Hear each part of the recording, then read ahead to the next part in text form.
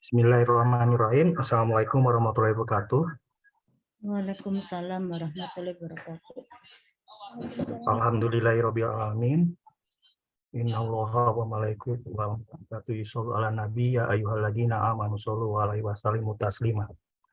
Mari kita bersama-sama membaca Bismillahirrahmanirrahim. Diikuti dengan Bismillahirrahmanirrahim dan diikuti dengan sholawat kepada baginda besar Rasulullah dan keluarganya. Allahumma sholli ala sayyidina Muhammad wa ala ali sayyidina Muhammad. Pertama-tama marilah kita panjatkan puji syukur kehadirat Allah Subhanahu wa taala bahwa pada kesempatan kali ini kita masih diberi rahmat hidayah serta ridhonya, serta kita masih diberi kesehatan, sehingga pada hari kesempatan kali ini kita masih diberi waktu dan kesempatan untuk bertemu, berkumpul dan bersilaturahim, sekaligus kita melaksanakan penugasan kita dalam acara seminar proposal untuk tugas akhir berbentuk jurnal terakreditasi nasional dengan judul Analisis Pengendalian Kualitas dan Produk Outsole Sepatu Casual menggunakan metode Six Sigma dan Kaizen pada Departemen Rubber PT XYZ. Dan tidak lupa sholawat dan salam senantiasa kita curahkan, kita sampaikan kepada junjungan besar kita, Nabi besar Muhammad SAW, beserta keluarganya, beserta sahabatnya, dan para pengikutnya, kita semua sampai akhir zaman. Kemudian kami mengucapkan terima kasih, penghormatan setinggi-tingginya kepada Prodi, kepada dari Bapak Ibu Pembimbing, kemudian dari Ibu Kaprodi, Ibu Rafika Ratik Sri Murni STP MSI, dan juga kepada tim pendukung di Prodi Teknik Industri, Pak Faruk, dan beserta semua teman-teman yang hadir pada hari ini. Dan tidak kepada Saudara Aditya Darmawan dan kepada Saudara Salwita Roviliani Putri. Untuk terima kasih juga kepada Ibu Insinyur Noneng Nurhayani MMPD selaku pembimbing 1 dan juga kepada Ibu Rafika Ratik Sri Murni sebagai penguji 1 dan penguji 2 yang telah berkenan hadir. Kemudian juga kepada teman-teman semua ya. Pada kesempatan kali ini kita akan mengadakan seminar proposal. Diikuti pesertanya adalah Saudara Aditya Darmawan dengan NIM 41037003 191001 dan Saudari Salwita Roviliani Putri dengan NIM 41037031 91003. Untuk waktu dan tempat langsung kami persilahkan kepada penguji 1 untuk menjadi pimpinan dalam kegiatan seminar proposal ini. Waktu dan tempat kami persilakan. Sama saya. Oh iya, maaf. Ya, saya ulang Bapak Ibu untuk mohon maaf sekali kesalahannya. Jadi untuk pimpinan untuk kegiatan seminar proposal kali ini akan dipandu oleh Prodi ya. Dalam hal ini oleh saya Iwan sebagai Sekretaris Prodi Teknik Industri Fakultas Teknik Universitas Islam Nusantara. Kegiatan ini akan dibagi menjadi 3 sesi. Sesi pertama adalah pemaparan dari Saudara Aditya Darmawan beserta Saudari Salwita Roviliani Putri. Saya ulang dengan judul Analisis Pengendalian Kualitas Produk Outsole Sepatu Casual menggunakan metode Six Sigma dan Kaizen pada Departemen Rubber PT XYZ. Pada seminar proposal Program Studi Teknik Industri Fakultas Teknik. Pemaparan selama 20 menit itu di sesi pertama. Sesi kedua adalah penguji yang akan disampaikan oleh Ibu penguji pertama, Ibu Insinyur Noneng Nurhayani MPPD, dan selama kurang lebih 15 menit, dan selanjutnya adalah kepada Ibu Rafika Ratik Sri Murni STP MSI sebagai penguji 2 selama 15 menit, dan selanjutnya akan kita buka sesi untuk tanya jawab secara umum ya, termasuk kepada rekan-rekan yang hari ini hadir mohon bisa mendengarkan, kemudian aktif ya untuk menyampaikan apa-apa yang menjadi masukan, tanggapan, termasuk kepada pertanyaan-pertanyaan, karena apa-apa yang teman-teman ingin ketahui itu juga pasti merupakan ilmu bagi kita semua, bagi rekan-rekan yang hadir hari ini, dan termasuk bagi pelaksana seminar proposal, dan juga tentu itu akan menjadi bekal bagi teman-teman yang selanjutnya akan melaksanakan seminar proposal juga, baik di waktu semester ini, di semester depan, maupun di tahun-tahun mendatang. Untuk mempersingkat waktu, kami persilahkan kepada Saudara Aditya Darmawan dan kepada Saudari Salwita Rofiliani Putri untuk menyampaikan paparannya. Mohon agar paparan tepat waktu dan paparan bisa bergantian ya, agar kita bisa saling mengetahui tingkat kepemahaman dan penyampaian untuk penilaian dari dua peserta seminar proposal ini. Waktu dan tempat selama 20 menit, selama 20 menit kami persilahkan untuk menyampaikan paparan. Silakan. Assalamualaikum warahmatullahi wabarakatuh. Waalaikumsalam warahmatullahi wabarakatuh. Terima kasih kepada Bapak Iwan, Insinyur Iwan Satrio Nugroho MM. Yang saya hormati dosen penguji pertama, Ibu Insinyur Noneng Nurhayani MMPD, dosen penguji 2, Rafika Ratik Sri Murni STP MSI, kepada seluruh dosen dan juga rekan-rekan, kami ucapkan terima kasih atas waktunya. Pada hari Jumat 17 Maret 2023, saya Aditya Darmawan dengan nomor NIM 4103 7003 191 001 dan juga rekan saya Salwita Rofiliani Putri dengan nomor NIM 4103 7003 191 003 akan mempresentasikan seminar proposal penelitian analisis pengendalian kualitas produk ocol sepatu kasual menggunakan metode Six Sigma dan juga Kaizen pada Departemen Rubber PT XYZ. Untuk pendahuluannya, untuk pembahasannya sendiri, ini adalah pemaparannya. Nah, ini ada latar belakang. Kegiatan produksi merupakan suatu kegiatan yang cukup penting, bahkan dalam berbagai macam pembicaraan kegiatan bahwa produksi merupakan dapurnya perusahaan tersebut. Terdapat berbagai macam hambatan dalam kegiatan produksi yang akan menimbulkan berbagai kerugian baik material maupun non-material. Dan PT XYZ merupakan perusahaan yang bergerak di bidang pembuatan sepatu dengan berbagai jenis.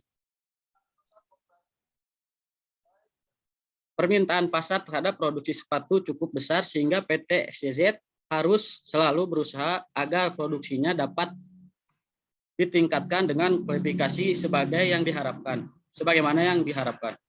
Nah, dan masalah jaminan mutu ini produk menjadi hal yang sangat penting, yaitu sebagai peran utama mencapai tujuan utama perusahaan, karena dengan kualitas produk yang baik akan menimbulkan kepuasan dan memenuhi kebutuhan konsumen. Pengendalian kualitas dapat dilakukan dengan tujuan untuk menimbulkan produk cacat pada produk proses pembuatan ocol sepatu yang terdiri dari identifikasi produk cacat dan faktor penyebab cacat tersebut sehingga dapat memberikan solusi untuk mengurangi terjadinya cacat pada produk ocol sepatu kasual. Cara yang dilakukan untuk mengetahui permasalahan yang terjadi adalah menggunakan analisis pengendalian kualitas menggunakan metode Six Sigma dan juga Kaizen. Nah, untuk rumusan masalahnya sendiri dibagi menjadi 4. Yang pertama, apa saja jenis cacat dan berapa jenis cacat yang terdiri dari ocol sepatu kasual di Departemen Rubber PT XYZ. Yang kedua,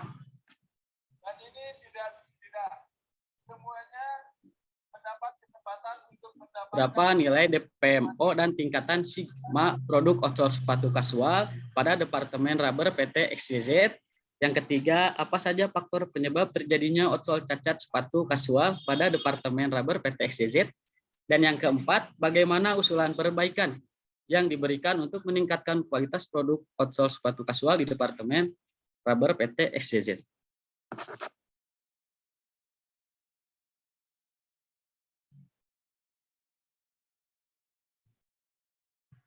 Ini ada tujuan, dibagi juga menjadi 4. Yang pertama adalah mengidentifikasi jumlah dan jenis cacat yang terjadi pada outsole sepatu kasual di Departemen Rubber PT XYZ.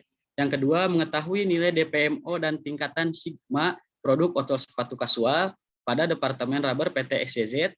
Yang ketiga, menganalisis faktor apa saja penyebab terjadinya outsole cacat pada Departemen Rubber PT XYZ menggunakan metode Six Sigma dan Kaizen. Yang keempat, menganalisis usulan perbaikan yang akan diberikan untuk meningkatkan kualitas produk outsole sepatu kasual di Departemen Rubber PT XYZ menggunakan metode Six Sigma dan juga Kaizen. Manfaat penelitiannya sendiri dibagi menjadi 2, bagi perusahaan sebagai informasi dan saran kepada Departemen Rubber PT XYZ tentang kualitas produk outsole sepatu yang dihasilkan sehingga dapat mengurangi jumlah cacat produk. Yang kedua, bagi penulis sebagai penerapan ilmu tentang pengaplikasian metode Six Sigma dan metode Kaizen yang didapat selama perkuliahan dengan kondisi nyata yang terjadi. Ruang lingkup penelitian ini hanya dikhususkan untuk lintasan pembuatan outsole sepatu yang berfokus pada pembuatan outsole sepatu kasual di Departemen Rubber PT XYZ. Posisi penelitiannya bisa dilihat di tabel 1 dengan keterangan 1 menggunakan metode DMAIC, yang kedua menggunakan metode FMA, yang ketiga menggunakan metode Kaizen, 4 alat implementasi Kaizen, 5M checklist dan juga 5 step plan. Berdasarkan tabel 1, perbedaan penelitian yang akan dilakukan dengan penelitian terdahulu adalah dari objek penelitian, yaitu outsole sepatu kasual, tempat penelitian, yaitu Departemen Rubber PT XYZ, dan alat metode Six Sigma, yaitu DMAIC dan Kaizen, yaitu dengan menggunakan alat implementasi Kaizen, 5 step plan, dan juga 5M checklist. Definisi kualitas dan pengendalian kualitas. Menurut Terjanto 2008, pengertian kualitas sedapat mungkin mencerminkan visi organisasi, misi dan nilai yang dianut perusahaan. Menurut Kamus Besar Bahasa Indonesia sendiri, dalam blog yang ditulis oleh Rosianfar 2013, kualitas berarti tingkatan baik buruknya suatu derajat atau taraf mutu.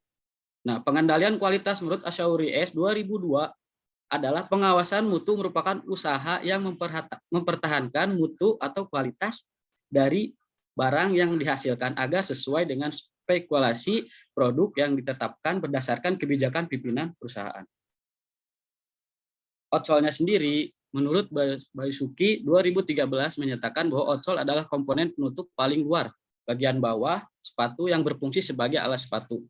Outsole dibuat dari berbagai macam bahan, di antaranya ada kulit, karet, bahan sintetis, dan lain sebagainya. Bahan outsole mempunyai ketebalan tertentu, serat harus fleksibel, tahan arus, dan kuat. Dan untuk pemaparan selanjutnya, saya serahkan kepada rekan saya, Salwita Ropiani Putri. Baik, terima kasih kepada rekan saya, Aditya Darmawan. Di sini saya akan melanjutkan. Di sini saya akan melanjutkan pemaparan. Six Sigma terdiri dari 2 kata, yaitu Six yang berarti 6 dan Sigma yang berarti sebuah lambang standar deviasi yang lebih dapat diartikan sebagai ukuran satuan dalam statistik yang melambangkan kemampuan suatu proses dan ukuran suatu nilai sigma. Six Sigma juga diartikan menurut Gaspers pada tahun 2002, yaitu suatu visi peningkatan kualitas menuju target 3,4 kegagalan dalam per sejuta kesempatan atau DPMO untuk setiap transaksi produk, baik itu jasa ataupun barang, upaya giat menuju kesempurnaan zero defect atau kegagalan nol. Berikut merupakan tabel konversi sigma. Pada metode Six Sigma ini, di sini kami menggunakan siklus DMAIC, yaitu Define, Measure, Analyze, Improve, dan Control. Define merupakan penetapan sasaran dari aktivitas peningkatan kualitas Six Sigma. Yang kedua, measure, yaitu menyaring masalah dan memulai meneliti akar masalah dalam proses tersebut. Yang kedua, yaitu analyze, menganalisis hubungan sebab akibat berbagai faktor yang dipelajari untuk mengetahui faktor-faktor dominan yang perlu dikendalikan. Kemudian ada improve, yaitu penetapan rencana tindakan untuk melakukan peningkatan kualitas Six Sigma. Dan yang terakhir yaitu kontrol, pengawasan untuk meyakinkan bahwa hasil yang diinginkan sedang dalam proses pencapaian. Selanjutnya, pada metode Six Sigma, di sini kami menggunakan beberapa alat implementasi metode DMAIC. Yang pertama yaitu diagram SIPOC atau suppliers, input, proses, output, dan customer. Menurut Evans, pada tahun 2007 menjelaskan bahwa diagram SIPOC memberikan garis besar elemen-elemen penting di dalam suatu proses, serta membantu menjelaskan siapa pelaku utama proses tersebut, bagaimana cara mendapatkan input, siapa yang dilayani oleh proses tersebut, serta bagaimana cara proses tersebut meningkatkan nilai. Kemudian yang kedua yaitu DPMO dan tingkat level. Gaspers pada tahun 2002 menjelaskan tentang DPMO dan tingkat sigma, yang dimana tingkat sigma memiliki tujuan untuk mengetahui posisi sebuah perusahaan berada pada level berapa. Sedangkan DPMO atau Defect per Million Opportunities merupakan suatu ukuran kegagalan dalam Six Sigma yang menunjukkan kerusakan suatu produk dalam 1 juta barang yang diproduksi. Dan yang ketiga yaitu diagram Fishbone. Menurut Avandi Pramujaya pada tahun 2019, Fishbone diagram merupakan suatu metode analisis yang digunakan untuk mengidentifikasi masalah kualitas dan checkpoint yang meliputi 4 jenis bahan atau peralatan, tenaga kerja, dan metode. Next. Selanjutnya, metode Kaizen. Menurut Susetyo et al. Pada tahun 2011, Kaizen merupakan istilah dalam bahasa Jepang terhadap konsep continuous incremental improvement. Kai artinya perubahan dan Zen artinya baik. Kaizen berarti penyempurnaan yang berkesinambungan yang melibatkan setiap orang. Metode Kaizen ini hanya berhasil dengan baik apabila disertai dengan usaha sumber daya manusia yang tepat, karena manusia merupakan dimensi yang terpenting dalam perbaikan kualitas dan produktivitas. Pada metode Kaizen ini, di sini kami menggunakan 2 alat implementasi, yaitu pertama Kaizen 5-Step Plan atau gerakan 5S, yang merupakan kata lain dari bahasa Jepang, yang dimulai dengan huruf S, yaitu Seiri atau pemilahan, Seiton atau penataan, Seiso atau kebersihan, Seiketsu atau pemantapan, dan Shitsuke atau pembiasaan. Kemudian yang kedua, yaitu Kaizen 5M Checklist, merupakan pendekatan Kaizen yang terdiri dari 5 faktor kunci yang terlibat dalam setiap proses, yaitu man, mesin, material, metode, dan measurement.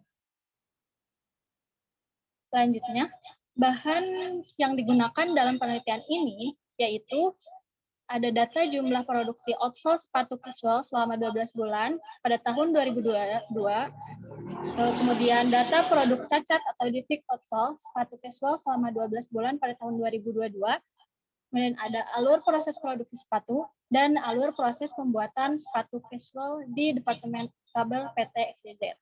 Sedangkan untuk peralatan yang digunakan yaitu alat tulis, laptop, Microsoft Excel sebagai alat untuk menghitung nilai DPO dan DPMO serta tingkat sigma, kemudian Microsoft Visio sebagai alat untuk membuat diagram SIPOC dan diagram Fishbone. Selanjutnya untuk lokasi dan waktu penelitian. Penelitian ini dilakukan di Departemen Rubber PT XYZ yang berlokasi di Jalan Raya Banjaran. Penelitian ini dilaksanakan pada bulan Februari sampai April 2022 seperti pada tabel 2. Selanjutnya ini merupakan prosedur penelitian. Pada gambar terdapat 5 tahapan penelitian. Yang pertama yaitu tahap identifikasi dan penelitian awal. Pada tahap ini terdapat 3 langkah. Yang pertama studi lapangan, yaitu di mana kami melakukan observasi dan wawancara untuk mengetahui masalah apa yang terjadi di tempat penelitian. Kemudian yang kedua studi pustaka, yaitu kami mencari referensi dari berbagai sumber, baik itu buku, jurnal, artikel, dan lain-lain, untuk menyelesaikan masalah. Kemudian yang terakhir yaitu perumusan masalah, di mana setelah kita melakukan studi lapangan dan studi pustaka, di sini kita dapat melakukan perumusan masalah yang terjadi dari hasil tahap sebelumnya. Yang kedua, tahap pengumpulan data. Pada tahap pengumpulan data, di sini kami menggunakan metode observasi dan wawancara untuk mengumpulkan data primer dan data sekunder. Data primer yang dibutuhkan yaitu alur proses produksi sepatu dan alur proses pembuatan outsole. Sedangkan untuk data sekunder, pada tabel yang pertama itu merupakan data jumlah produksi sepatu casual tahun 2022, dan pada tabel yang kedua merupakan data jumlah produk outsole cacat sepatu casual pada tahun 2022. Yang selanjutnya merupakan tahap pengolahan data. Pada tahap pengolahan data ini, di sini kami menggunakan metode Six Sigma, DMAIC, dan metode Kaizen. Yang pertama yaitu menggunakan define untuk mengidentifikasi produk atau proses yang akan diperbaiki menggunakan diagram SIPOC. Dan yang kedua yaitu measure. Pada tahap ini dilakukan penghitungan nilai DPMO dan tingkat sigma menggunakan rumus seperti pada slide. Kemudian ada analyze, yaitu menganalisis hubungan sebab akibat berbagai faktor menggunakan diagram Fishbone. Untuk pembuatan diagram Fishbone terdapat beberapa tahapan, dapat dilihat pada slide. Selanjutnya, yang keempat yaitu improve, meningkatkan proses dan menghilangkan sebab-sebab cacat menggunakan alat Kaizen 5M checklist, yaitu man, method, measurement, machine, and material, seperti pada gambar di bawah. Dan yang terakhir yaitu kontrol, pengawasan untuk meyakinkan bahwa hasil yang diinginkan sedang dalam proses pencapaian yang menggunakan alat Kaizen 5-step plan, yaitu Seiri, Seiton, Seiso, Seiketsu, dan Shitsuke. Yang keempat yaitu tahap analisis dan pembahasan. Pada tahap ini, di sini kita akan menganalisis identifikasi jenis dan jumlah cacat, analisis faktor penyebab permasalahan menggunakan metode Six Sigma DMAIC, dan yang kedua yaitu menganalisis usulan perbaikan menggunakan metode Six Sigma DMAIC dan metode Kaizen. Dan yang terakhir yaitu tahap kesimpulan dan saran. Pada tahap ini akan ditarik kesimpulan yang dimana diambil dari hasil pengolahan dan analisis data, dan ditarik saran untuk masukan bagi perusahaan dalam pemecahan masalah yang terjadi. Selanjutnya, analisis data. Analisis data pada penelitian ini berdasarkan pada metode Six Sigma dan metode Kaizen. Kedua metode tersebut digunakan untuk mengidentifikasi jenis cacat, penyebab cacat, serta solusi untuk mengurangi cacat pada produk outsole sepatu casual. Sekian yang dapat saya sampaikan. Saya kembalikan ke rekan saya Aditya Darmawan.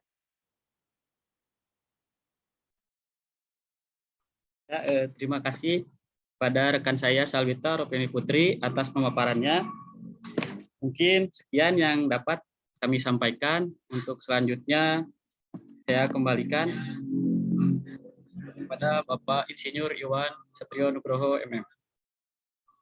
Ya, terima kasih kepada Saudara Aditya Darmawan dan kepada Saudari Salwita Ropiani Putri atas paparannya yang sangat luar biasa dan semangat ya, dan tetap teman-teman untuk semangat untuk melaksanakan kegiatan berikutnya.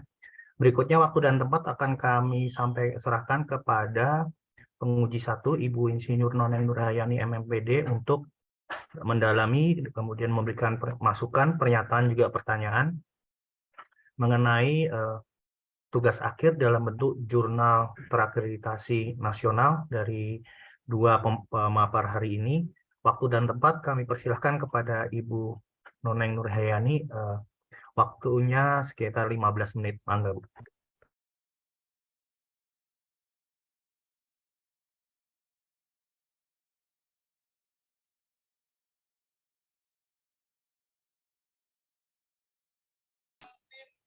Ya, terima kasih Pak Iwan.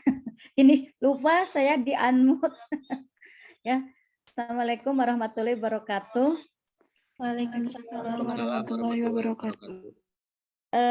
Ini kalau tidak salah ini tempat Adit bekerja ya, toko pabrik sepatu ini. Ya betul Bu. Karena waktu itu waktu tugas metodologi penelitian. Kalau tidak salah Adit itu pernah cerita katanya di perusahaannya ada permasalahan kan gitu ya Adit ya. Ya Bu, yang pakai metode line balancing gitu ya Bu. Iya, kalau nggak salah itu. Nah, sekarang Adit mau meneliti katanya ya mengenai pengandalan kualitas produk outsole sepatu ya. Nah, itu kira-kira menurut Adit dan Salvita, seberapa penting sih penelitian ini perlu Adit lakukan?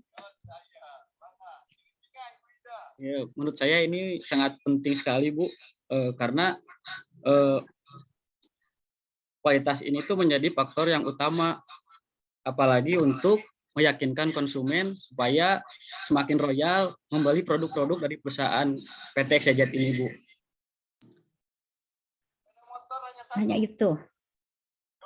Dan juga ini juga menjadi identitas sebuah produk ya Bu. Jadi apa sih yang membedakan produk sepatu kami dengan produk sepatu lain kalau tidak dari kualitasnya seperti itu Bu. Yang ini teh Yang Adit teh perusahaan tadi kemarin lupa lagi yang di Muhammad Toha ya? Bukan Bu, yang di Banjaran. Oh, yang di Banjaran. Perusahaan apa? Pengtai Indonesia Enterprise Bu. Ya itu teh memproduksi sepatu olahraga ya? Sepatu olahraga, sepatu kasual. Oh, sepatu anak juga ada Bu. Oh, ada. Oh, iya ya. Berarti jenisnya banyak ya? Ya, betul banyak. Nah, kira-kira produk yang mana yang mau Adit teliti? Yang Adit teliti itu produk kasual Bu. Soalnya kan kasual itu produknya brand masuk kemana-mana ya Bu. Dipakai juga buat anak muda, bisa juga buat kalangan ya masuk kemana-mana Bu. Nah, kenapa saya kasual ini? Karena dengan tingkat kerumitan yang diambil oleh perusahaan, ini juga menjadi tantangan buat saya untuk meneliti bagaimana perusahaan bisa meminimalisir tingkat cacat atau gagal jadi C grade gitu Bu. Sepatu tadi ya yang ada gambarnya itu tadi bukan? Iya betul Bu, Poswan. Itu kira-kira menurut Adit ya, kan itu tuh Adit pernah cerita juga ya. Nah, kira-kira apa penyebab paling utamanya tadi sehingga banyak produk cacatnya dalam satu kali produk, atau misalkan bagaimana? Bisa dilihat di tabel tadi. Iya, tadi cepat. Nah, jadi tingkat cacatnya itu bisa di bleeding, bisa di bahan juga.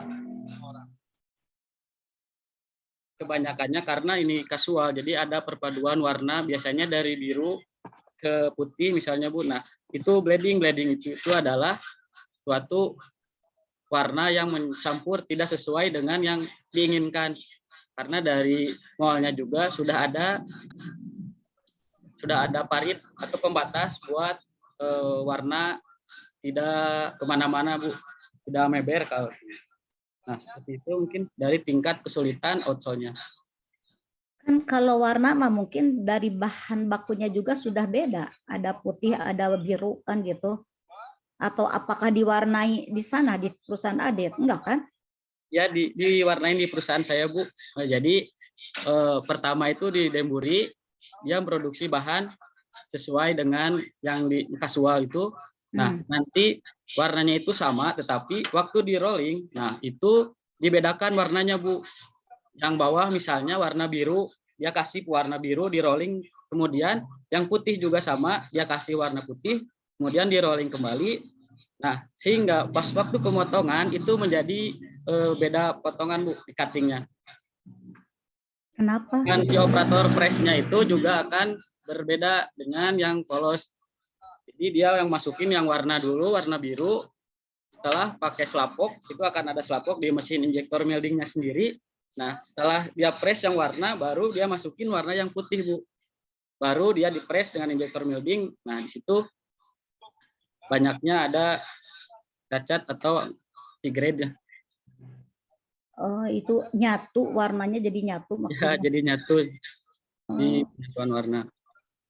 terus ada berapa grade yang sepatu itu? Kalau sudah jadi produknya itu nanti. Itu ada 3, A grade, B grade, sama C grade. Tetapi di PT XYZ ini benar-benar ngutamain kualitas. Jadi itu sepatu yang C grade-nya itu harus dihanguskan dan B grade-nya itu juga dibatasi sehingga tidak lebih besar daripada A grade. Tapi tetap ada kan? Tetap ada. Tetap ada. Berarti grade C dihilangkan gitu. Betul, Bu. Grade C itu harus dihanguskan. Harus dihanguskan. Grade B tetap ada ya. Iya, kan kalau mungkin grade B yang untuk dijual di dalam negeri ya.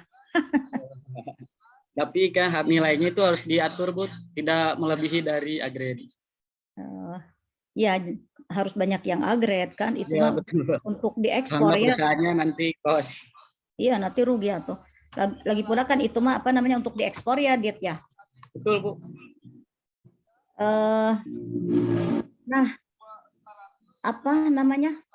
Apakah yang menurut Adit urgensi atau seberapa penting penelitian ini sudah ada di latar belakang masalah atau belum? Di latar belakang penelitian. Kira-kira sudah Adit masukkan belum? Karena itu harus ada. Jadi harus sudah jelas gitu ya permasalahannya itu, latar belakang masalahnya itu kenapa Adit memilih penelitian tersebut kan gitu. Nah itu teh harus sudah jelas. Jangan sampai nanti masih samar-samar belum jelas kan gitu. Nah itu apakah sudah ada itu di latar belakang penelitian? Ada, Bu. Ada. Ada. Baik. Kemudian ini mengapa tadi Adit menggunakan metode Six Sigma dan apa tadi teh Sepentul ya? Kaizen, Bu. Kaizen. Dikira teh Sepentul. Nah, mengapa menggunakan itu metode Six Sigma dan Kaizen? Adit, Salvita, mengapa? Izin ngejawab, Bu. Boleh. Jadi kenapa kita di sini ngambil metode Six Sigma dan metode Kaizen?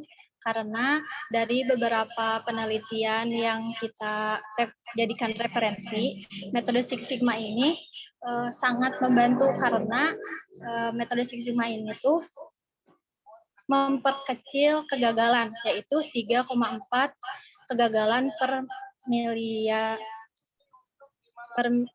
miliar gitu. Jadi di sini dari mana Salwita tahu itu bisa memperkecil kegagalan? Dari beberapa jurnal referensi yang kita baca, Bu. Itu. Jadi itu akan perkecil kegagalan katanya gitu ya. Iya. Nah, tadi kan permasalahan yang dibahasnya ada 3 kalau tidak ya. Itu ada 3 kalau tidak salah ya. Ada apa aja tadi teh? Misalnya masalahnya ada 4, Bu. Ada 4 bukannya 3 tadi? Kan caranya, Bu. Perumusan masalahnya ada 3 kalau nggak salah mah. Ya. Nah, Adit sama Salwita sudah melakukan penelitian, sudah mulai melakukan penelitian. Sudah mulai, Bu. Di bulan Februari itu. Iya. Lebih tepatnya di bulan Februari akhir, Bu. Bagaimana cara mengidentifikasi permasalahan yang ada di pabrik produk? Cara mengidentifikasinya, kita pertama-tama melakukan observasi dulu. Kemudian kita melakukan wawancara. Dengan siapa? Dengan beberapa narasumber seperti manajer PC, manajer produksi, staf PC, kemudian operator yang bekerja di bagian departemen rubber itu sendiri, Bu. Berdua kalian ke sana. Nah, emang Adit mah kerja di sana ya. Kebetulan adiknya kerja di sana kan, jadi berdua. Oh, iya, baik. Nah, sebenarnya kalian melakukan penelitian pengendalian kualitas ini, apa maksudnya? Apa tujuannya?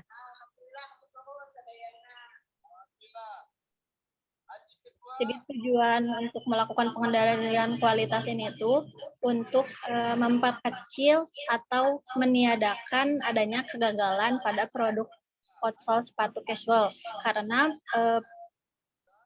produk casual itu, sepatu casual itu sangat banyak diminati dan produksinya itu paling banyak di PT XYZ. Paling banyak. Iya, jadi banyak yang pembelinya tuh yang paling banyak atau yang diminatinya itu untuk membuat produk casual, sepatu casual, Bu. Iya, berarti tujuan pengendalian kualitas di sini untuk apa? Untuk memperkecil Agar bukan ini mah tahu dari tujuan sini, dari hasil penelitian ini Ibu tahu ya, sesuai dengan rumusan masalah yang tadi ya. Nah, ini jadi kan kalian ingin mengajukan permasalahan yang tadi. Nah, dengan tujuan ini ya. Nah, itu kan dimaksudkan agar apa? Agar barang atau hasil produksi gitu ya, ini dapat mencapai standar kualitas yang telah ditetapkan gitu. Nah, sekarang selama Adit bekerja di sana, itu standar kualitas yang sudah ditetapkan itu sudah tercapai belum? Nah, gitu.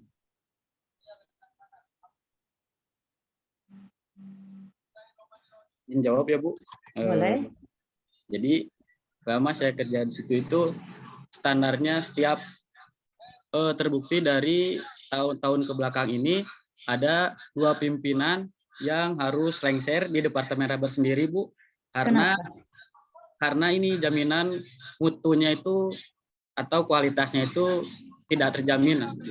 Nah, di PT XYZ ini juga sudah melakukan standarnya yang cukup baik, tetapi dalam waktu atau jangka waktu yang sudah ditetapkan tetapi tidak efektif, Bu. Jadi karena banyaknya sekali orderan, jadi mungkin tidak satu-satu orderan itu diperhatikan kualitasnya. Jadi hanya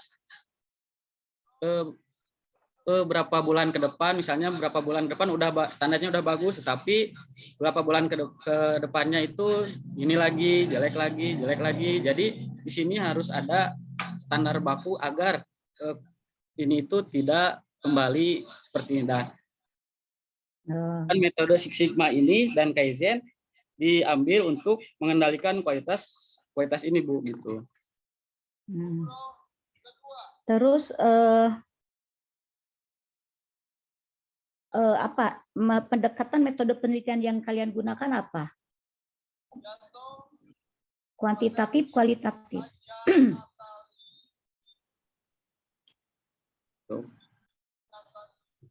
Lebih ke kualitatif. Lebih ke kualitatif. Lebih ke kuantitatif, Bu. Kenapa rubah lagi?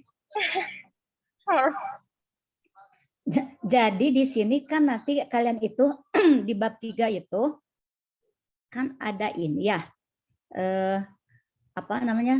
Ada kerangka berpikir ya, ada metode penelitian, ada prosedur penelitian. Nah, Ibu tanya, metode penelitian yang kalian gunakan dalam penelitian ini apa? Pendekatan kualitatif atau pendekatan kuantitatif? Nah, kalau pendekatan kuantitatif kenapa? Kalau pendekatan kualitatif kenapa? Karena barusan Sawita kok rubah-rubah.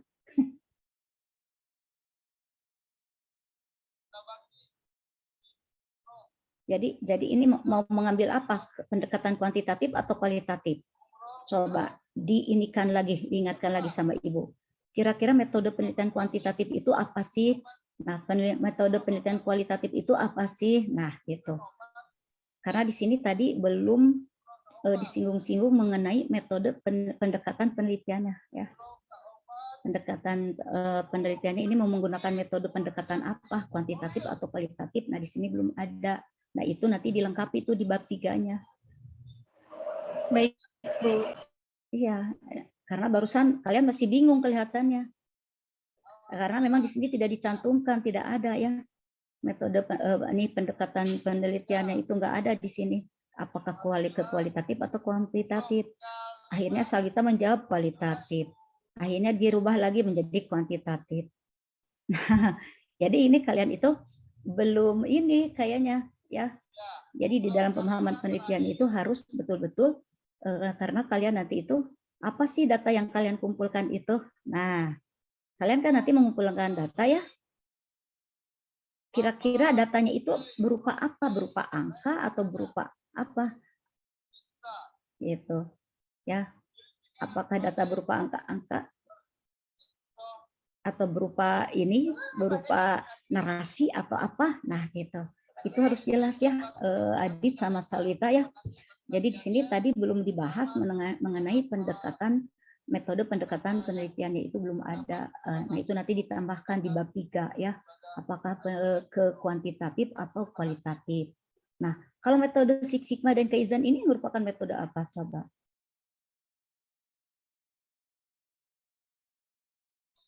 Gimana, Bu? Maaf. Kalau metode Six Sigma dan Kaizen ini yang kalian gunakan ini merupakan metode apa?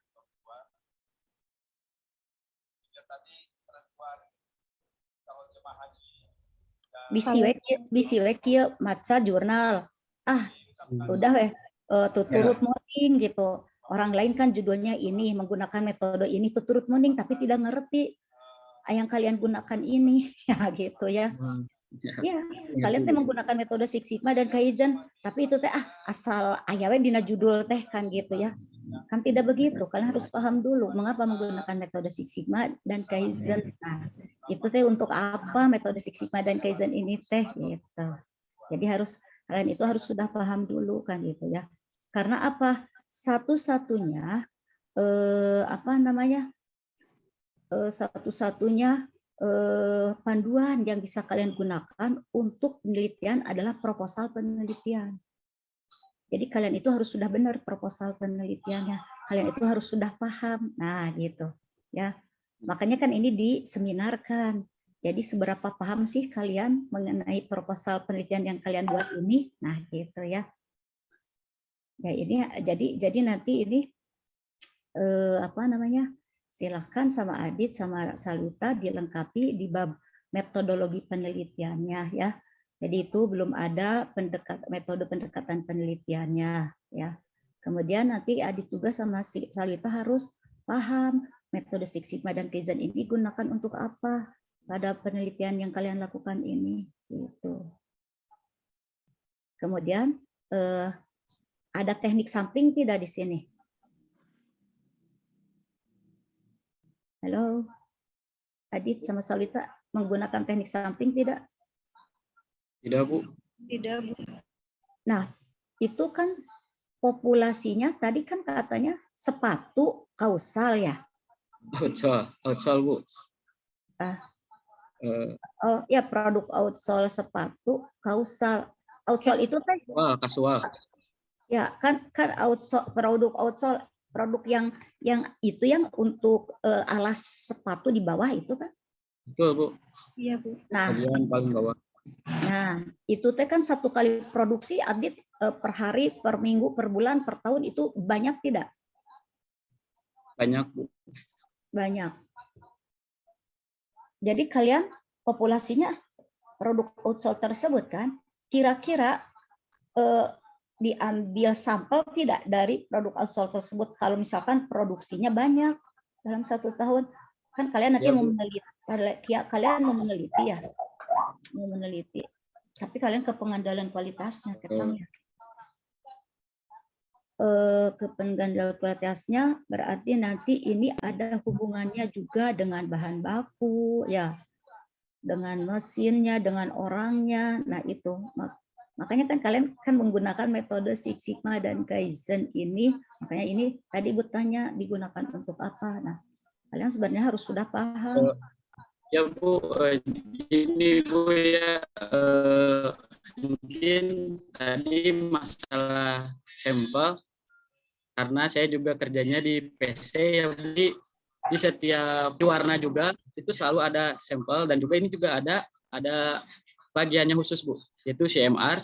Dia akan meneliti dulu apakah produknya itu siap jalan atau tidak, tetapi ini juga didampingi oleh kualitas atau QA-nya sendiri, disortir bagaimana standar-standar dari outsole itu layak atau tidak. Nah, dari situ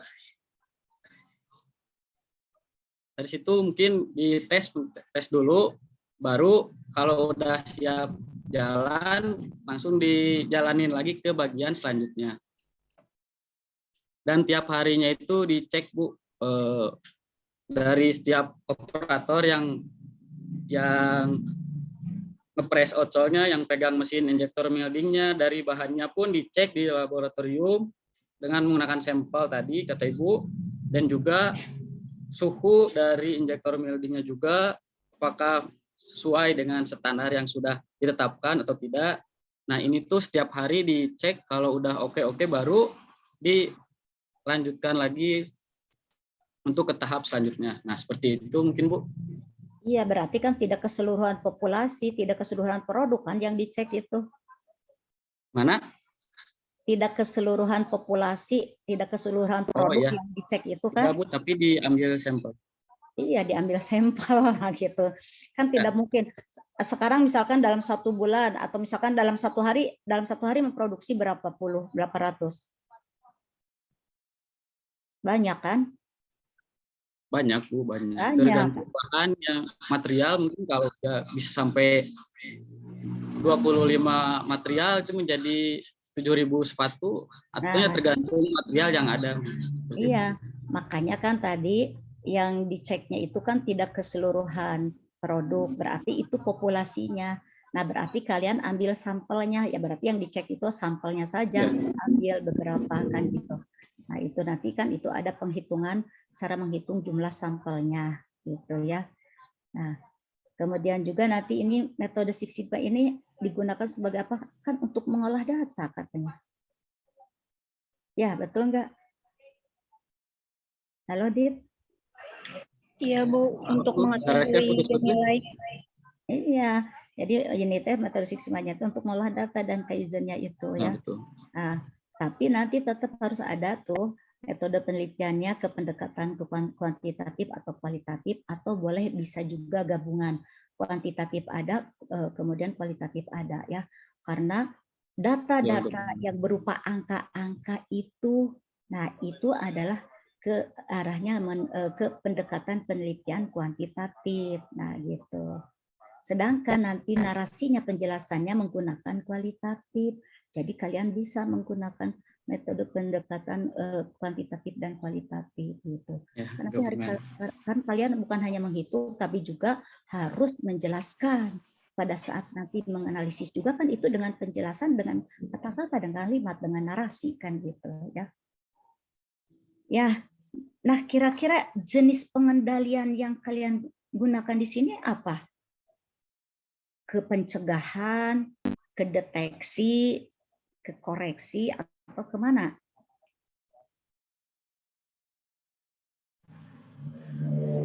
Kalau jenis pengendaliannya itu lebih ke ini sih Bu, koreksi gitu. Jadi untuk memperbaiki kualitas yang sudah ada agar lebih baik lagi. Nah itu, iya. Kan jadi kalian melakukan penelitian ini memang harus sudah paham, makanya kan dibikin proposal penelitian kalian, apalagi kalian kan sudah melakukan observasi di pabriknya tadi ya, kan kalian katanya sudah mulai melakukan penelitian dari Februari kan, betul kan kalian sudah melakukan penelitian dari Februari, berarti sudah sebulan dong ke Maret ini ya.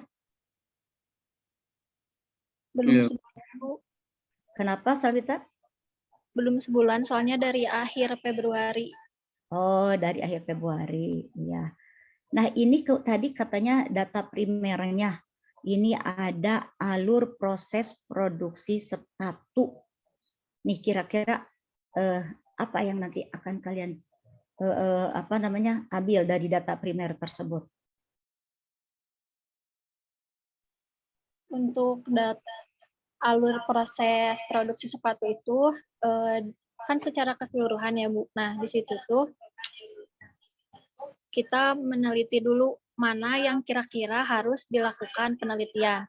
Dan dari hasil wawancara ternyata pada proses pembuatan outsole itu tuh sangat berpengaruh terhadap proses pembuatan sepatu karena pembuatan outsole itu merupakan bagian paling awal atau paling penting dalam pembuatan sepatu itu, Bu. Nah, izin menambahkan juga ya Bu. Nah, Boleh. kenapa kita juga ngambilnya outsole sepatu? Kenapa nggak midsole atau bagian atasnya sepatu? Nah, kenapa outsole? Karena outsole itu departemen outsole itu yaitu mendistribusikan outsole-nya ke lebih dari 12 lane atau ke 12 bagian sotap selanjutnya, Bu. Jadi outsole ini ya sangat penting dan awal. Kalau outsole-nya jelek mungkin kesananya juga nggak bisa bagus ya, Bu. Nah, ini juga selaras dengan visi dari PT XYZ sendiri, yaitu together be the best. Jadi semuanya itu harus bagus gitu, Bu. Ya. Dan bersama-sama seperti itu. Ya memang harus bagus ya. Nah, Ya. Nah itu biasanya kalau Pak Iwan harus dijelaskan mengenai ininya ya Pak ya. Apa namanya? Pak apa sih? Aduh, apa sih Pak Iwan? Apa tuh? Bukan studio, apa sih? Bukan studio Stasiun kerja. kerjanya. Stasiun kerjanya. Atau work center biasanya. Nah, work center itu jadi Adit itu. sama Salwita itu harus melihat stasiun-stasiun kerjanya itu. Kan nanti yang outsole itu misalkan ada bagian di pemotongan. Itu ya. Kemudian setelah dipotong dilakukan apa? Nah, pertama-tama di outsole itu apa sih stasiun kerja yang pertama itu apa?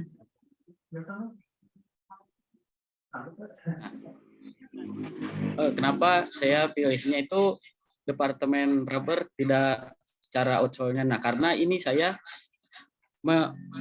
ada alur dari pembuatannya sendiri. Nah, yang pertama itu yang tadi saya sebutkan dari demuri, pemasakan dari material dan pencampuran antara obat-obatnya juga, dari rubbernya juga atau karetnya dimasak. Setelah dimasak dia di rolling.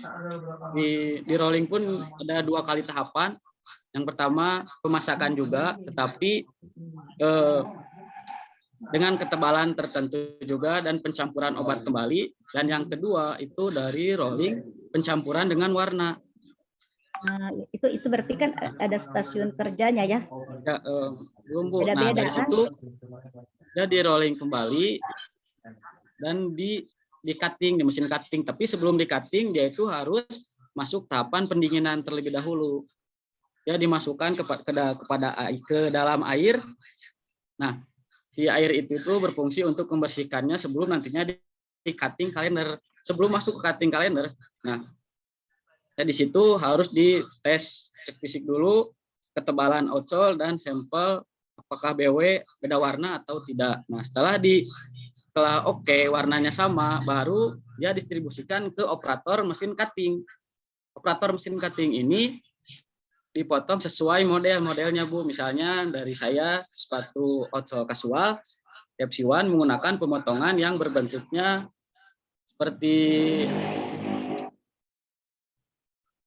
kotak-kotak seperti itu, Bu. Kotak. Nah, nantinya ya setelah dipotong-potong sesuai model, barulah didistribusikan ke mesin injektor molding atau operator pressnya. Di mesin press itu nantinya dia akan diolah dan tahapan mana yang harus didahulukan, apakah warna dulu ataukah logo dulu atau mana dulu. Nah, itu nantinya akan jadi standar juga dari tahapan pembuatan outsole sendiri. Iya, berarti kan itu ada stasiun-stasiun kerjanya. Nah, itu nanti kan Adit pada saat penelitian kan bisa melihat tuh di stasiun kerja apa kira-kira yang bisa menyebabkan produk outsole tadi menjadi cacat. Nah, gitu. Apakah Singkat cerita lagi ya Bu, ini Bu, misalnya tadi dari pendinginan itu airnya itu nggak diganti-ganti nih, keruh jadinya ya Bu. gitu. Nah, Iya. kalau kita airnya keruh nggak diganti terus dipres kepada operator press, itu akan menyebabkan si outsole-nya itu jadi beda warna atau enggak jadi buluk gitu Bu.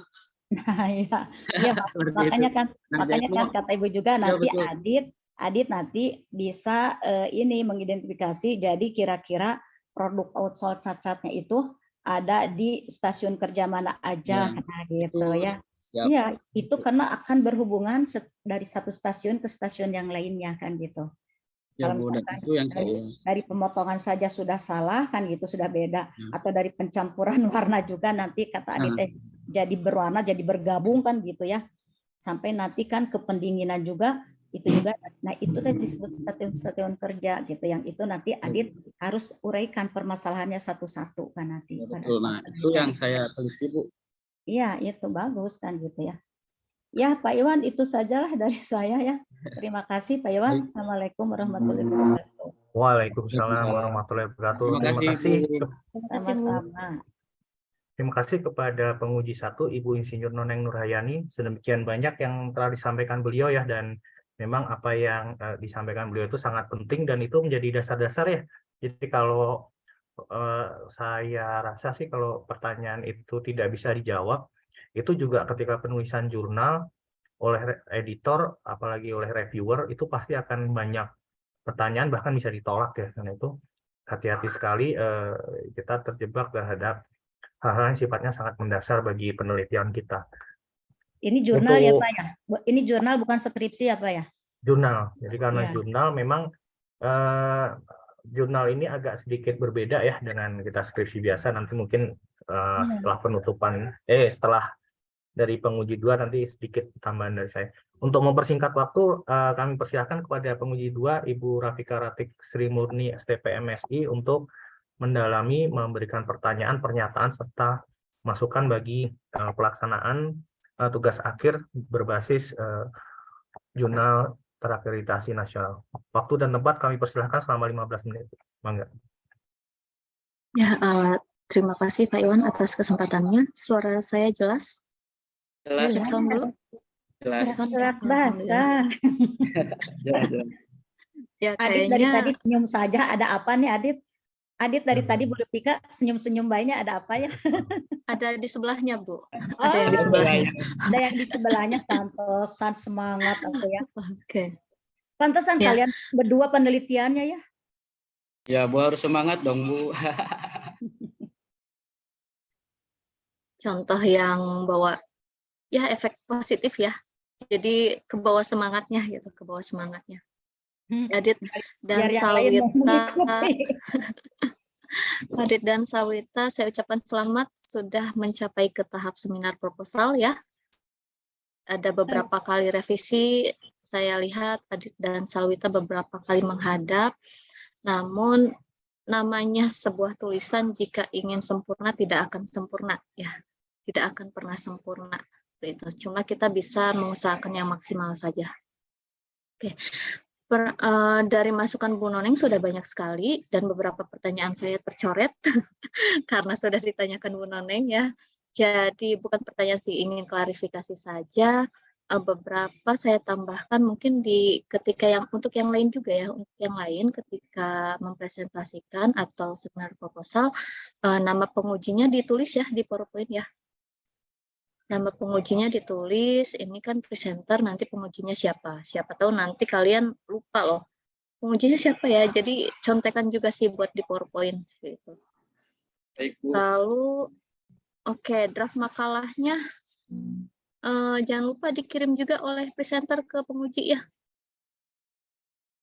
Draft makalah, Bu Noneng dapat draft makalahnya? Belum ya. Padahal di makalahnya saya lihat sih udah lengkap tahapan-tahapannya di metode metodologinya, metodenya. Sayang sekali karena yang di PowerPoint kan tidak ditampilkan semua ya Tuh, Adit, metodenya. kenapa atau Adit dan Tidak ditampilkan semua ya. Coba saya lihat dulu deh. Oke, di sini kalau di judulnya, ini kan masih proposal ya, masih proposal. Tidak apa-apa nama PT-nya disebutkan dulu. Ya, nama PT-nya disebutkan dulu karena kita kan nggak tahu apa Adit beneran akan Adit dan Sawita akan meneliti di PT tersebut, PT yang mana nih? Jangan-jangan PT Hayalan gitu ya, atau ngarang saja. PT Jadi Aditya Darmawan. iya, Amin, PT amin, Bu. Aditya Baik. Rofiliani nanti itu. Nah, itu. Oke, Ini nanti mah disebutkan. Bu Dika, ini mah beres sidang teh nikah atunya.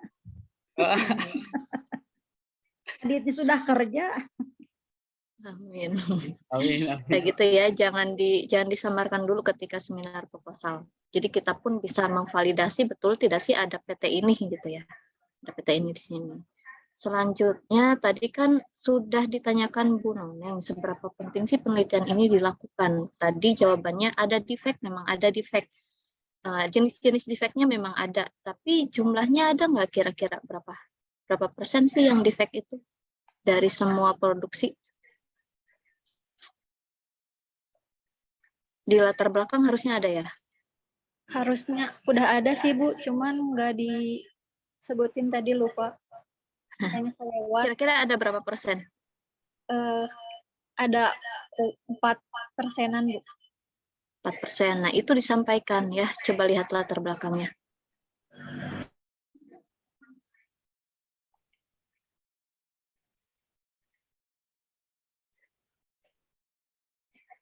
Atau jenis-jenis cacatnya tadi ditampilkan nggak? Untuk jenis-jenis cacat nggak diiniin sih Bu. Ditampilkan. Oke, Iya. nah itu di latar belakang kan harusnya ada ya, diceritakan ada defect dan itu penting. Penting itu menurut siapa? Mungkinkah menurut kita penting, tapi menurut perusahaan, ya nggak apa-apa, cuma 4% gitu misal ya. Tapi ketika ada angka, itu menjadi perhatian. Bapak, Ibu, defect-nya mencapai sekian loh. Kalau bisa zero defect, kenapa masih harus ada 4% defect? Itu menjadi usulan kan? Ya, salah satu usulan nanti tolong ditambahkan di latar belakang. Jadi kalau Pak Mahyudin dulu sering bilang didramatisir, yang seperti itu yang didramatisirnya, dramatisir by data ya, dramatisir by data.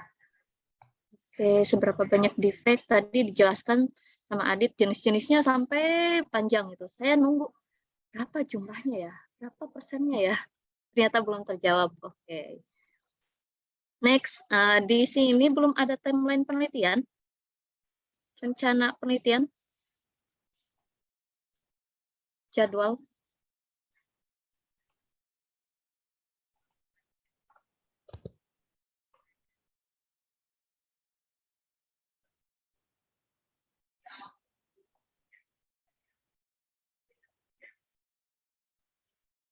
Oke, kita ke metodologi dulu ya. Metodologinya bab 3. Oh, ada ya, waktu penelitian ada dari Februari sampai April. Penyusunan jurnal, satu lagi ya, publikasi. Ketika jurnal sudah disusun, mau diapain? Udah ya. Jadi ada satu lagi publikasi jurnal ya. Publikasinya rencananya mau di bulan apa, minggu keberapa? Ya, di situ submit lah, submit jurnal, bukan publikasi ya. Ya, Submit jurnalnya di bulan apa? Ke alat dan bahan ada? Oh, dari, ya.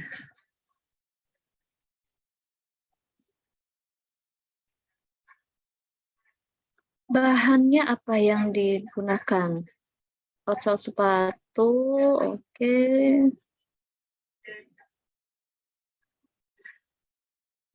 Oke, peralatannya, ya. Next, tadi waktu lalu ke alur ya, alur penelitian.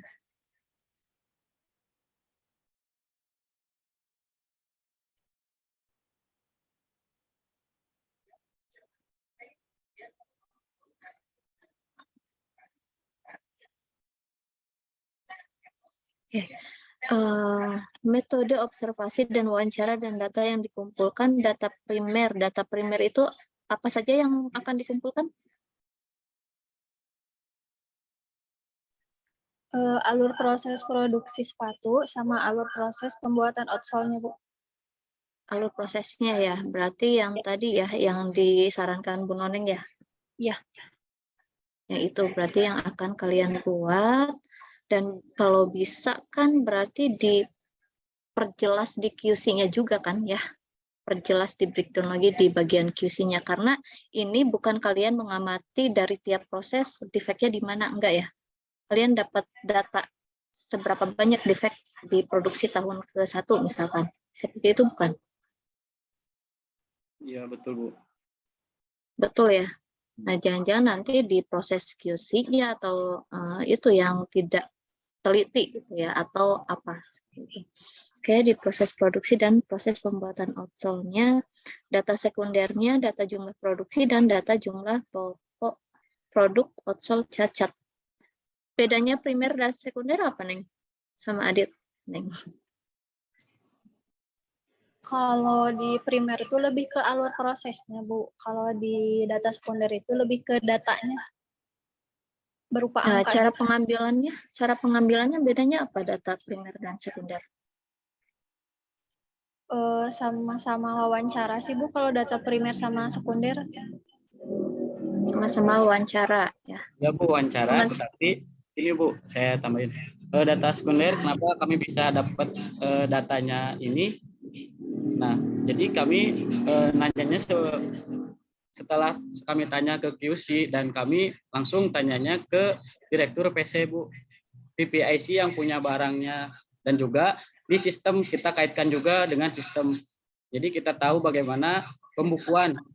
Jadi setiap PPIC itu punya pembukuan, dan juga PPIC penerimaan itu punya sistem. Jadi kami lihat dari keduanya, dan kami wawancara juga keduanya, Bu.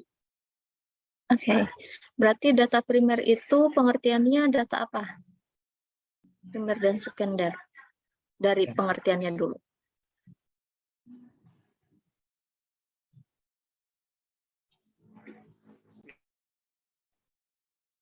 Nah, primer itu, Bu, jadi kalau saya waktu wawancara ke PC itu, alur proses produksi sepatunya dari mulai outsole-nya, Bu, sampai juga dari mulai orderannya saya buka dari mulai ekspor, masalah Pengertiannya ya, pengertian bukan data yang kalian ekspor. ambilnya. Iya.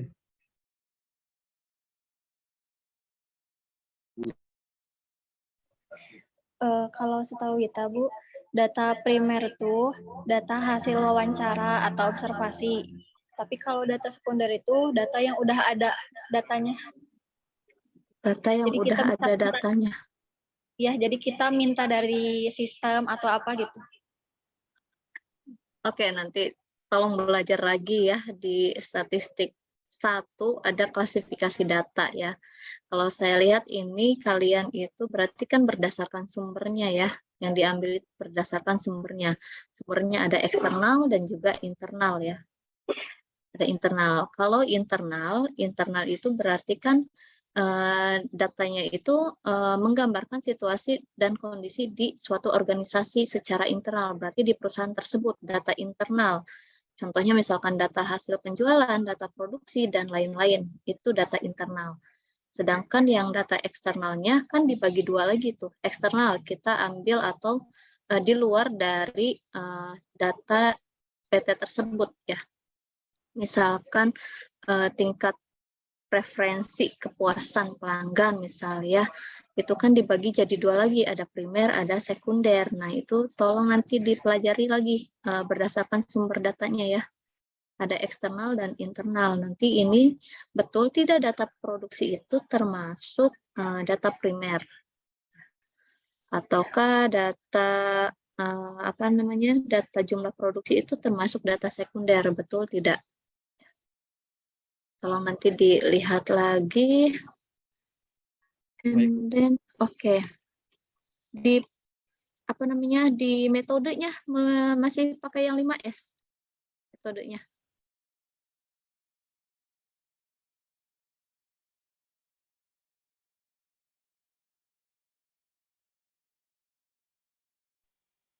Tahapan pengolahan datanya pakai yang apa?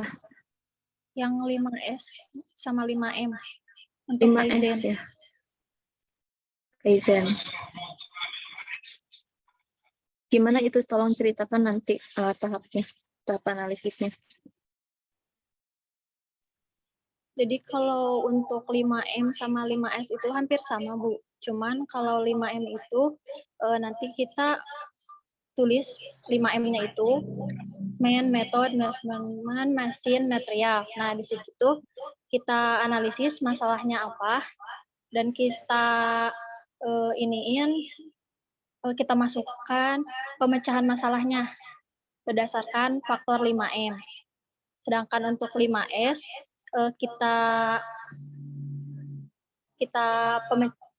pecahkan masalahnya menggunakan 5S yang seri, seiton, seiso, shitsuke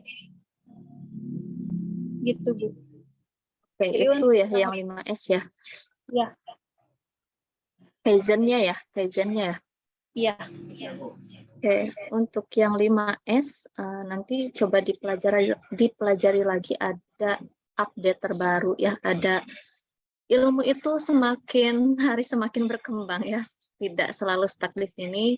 Makanya kita di akademisi itu dituntut untuk long life learning ya, long life learning. Jadi ada pengembangan dari metode 5S jadi 6S ya. Sama, cuma ditambah satu safety ya.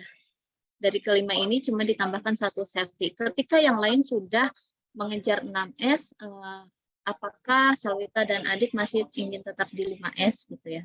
Tapi coba nanti dipertimbangkan lagi dengan kasusnya. Apakah sesuai atau tidak menggunakan 6S. Ya, baik, Bu. Oke, mungkin itu saja sih dari saya, Pak Iwan, tambahannya. Saya kembalikan lagi Terima kasih. kepada Pak Iwan Satrio. Terima kasih, Bu. Terima kasih Ibu Rafika Ratik Sri Murni STP MSI atas masukannya. Ya, dari kami dari Prodi hanya memberikan tambahan tadi yang disampaikan Ibu Rafika Ratik Sri Murni STP MSI memang betul ya. Jadi mohon agar teman-teman punya perencanaan untuk dari jurnal tersebut submit bulan apa, kemudian biasanya akan kita tarik mundur countdown ke belakang ya. Jadi tidak bisa submit itu sebulan sebelumnya, tidak bisa ya, karena biasanya sudah dari jurnal yang lain juga sudah ngantri ya. Nah, kita 1,5 bulan sebelumnya, berarti harus submit 1,5 sebelumnya sebelum bulan di mana jurnal tersebut terbit. Gitu. Nah, dari situ kita bisa tarik mundur terus ya untuk waktu untuk pengerjaan, penelitian dan pengerjaannya. Nah, itu mangga disusun itu yang pertama. Terus masukan tadi dari Bu Rafika, mungkin saya memberi tambahan dari Prodi agar teman-teman punya ini ya, punya komitmen ya, karena memang jurnal ini punya kekhasan berbeda dengan skripsi. Kalau skripsi kita sendiri ya. Kemudian penentunya adalah berbagi ya, 30% 40% kita, 30% pembimbing, 30% peran penguji ya. Tapi kan pembimbing dan penguji adalah Bapak Ibu internal ya di fakultas.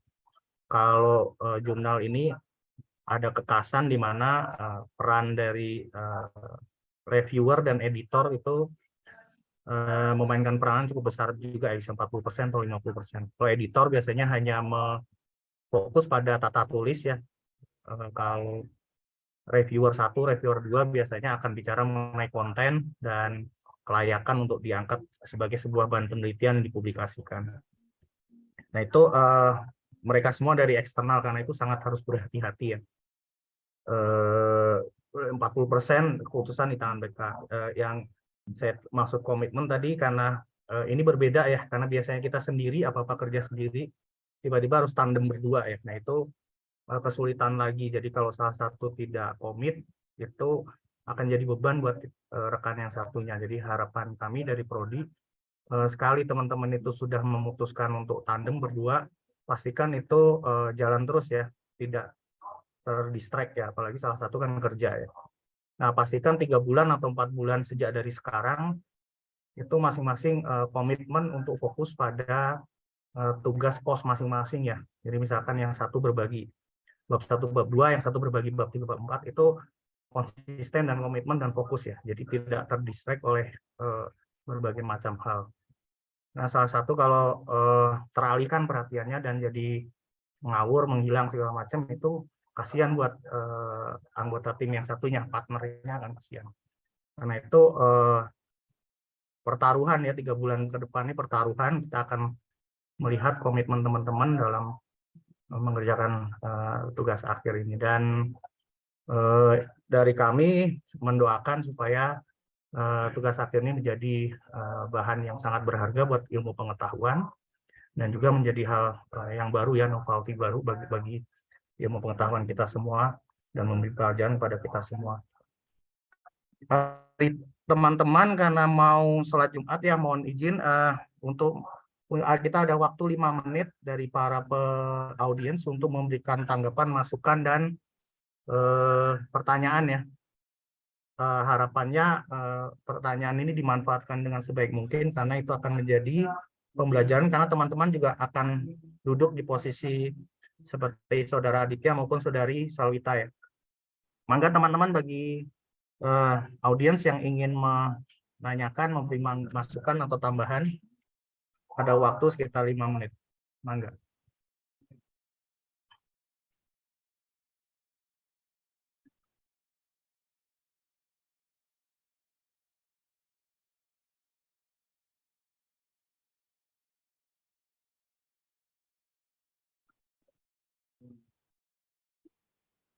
Ya, jika tidak ada dari kami, Prodi mengucapkan terima kasih kepada pembimbing 1 Ibu Insinyur Noneng Nurhayani MNPD, sekali lagi kepada penguji 2 Ibu Rafika Ratik Sri Murni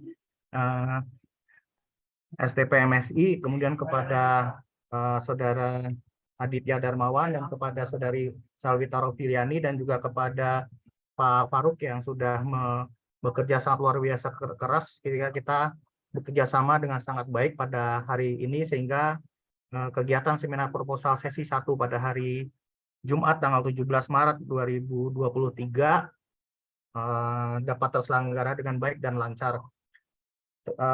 Akhir kata marilah kita mengucapkan alhamdulillahirabbil alamin, bersyukurillah bahwa hari ini kita sudah melaksanakan dengan baik dan tidak ada kendala, termasuk kendala jaringan ya. Dari kami izin untuk pamit undur diri jika tidak ada masukan atau tambahan.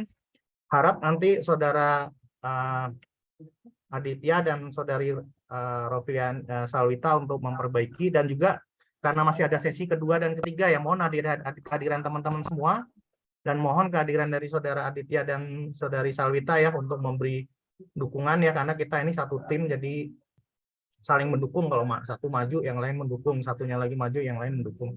Nah, kita memang membutuhkan dukungan moral dan mental ya, karena kita akan terbang 3 bulan ke depan ya. Saya tidak tahu apa yang terjadi 3 bulan depan.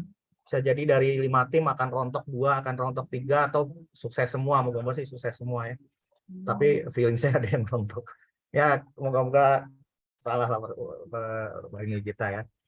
Nah, jika tidak ada masukan atau tambahan, kami akhiri sampai di sini. Wabillahi taufik wal hidayah. Wassalamualaikum warahmatullahi wabarakatuh. Waalaikumsalam. Pak Iwan, kenapa harus ada tanda tangan? Saya nyari-nyari tanda tangan nggak nemu. Jadi Bu Noneng dilewat saja Bu, tanda tangannya bisa dikirim. Oh gitu. Tidak perlu diisi. Ini susah masuk-masuk. Ya, terima kasih Pak Iwan, terima kasih Bang Farul. Terima kasih semua teman-teman, terima kasih. Wabillahi taufiq wal hidayah. Wassalamualaikum warahmatullahi wabarakatuh. Allahumma sholli ala sayyidina Muhammad wa ali sayyidina. Sama-sama, terima kasih. Terima kasih Pak, Bu. Sama-sama.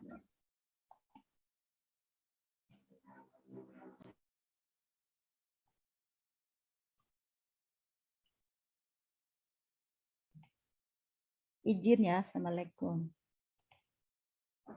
Izin